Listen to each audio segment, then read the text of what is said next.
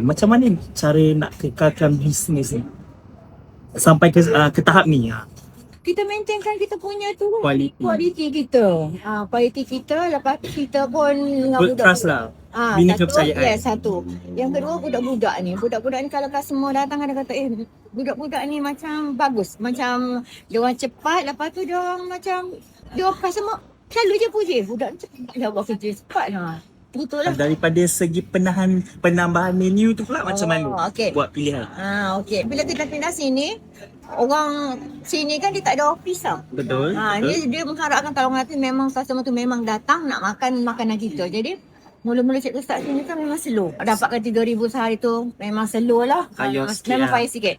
Cikgu fikir, cikgu kata, why not kita tambahkan menu? Cikgu fikir roti puri. Roti puri tu yang pagi-pagi tu kita paling kurang 100 biji lah. Sekejap je by 11 dah habis 100 biji. Okey, macam mana boleh terfikir nak tambah roti puri? Sebab cikgu ada satu kedai tu cikgu pergi makan. Lepas tu cikgu kata, pelik lah kita walaupun orang Kelantan tapi kita orang duduk kat luar lama kan. Pelik lah roti ni tak tahu pun ada roti puri. Macam pelik. Bila pelik tu kita bukan tanya dia macam mana nak buat. Kita buat R&D lah. Tanya je Khairul Amin kat dalam TikTok tu. Resipi dia. Korang kalau nak cari resepi tengok dekat TikTok. Iya, betul.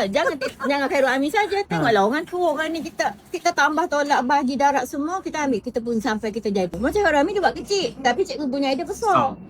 So macam mana you know? So macam tu R&D. Macam lontong ni kan makanan spesifik orang Jawa kan. Betul. So macam mana penerimaan pelanggan-pelanggan dekat area negeri Kelantan? Actually kan dia macam ni tau. Kalau dia lawang kalau pagi dia kalau ada roti puri dia mesti lawang dengan lontong.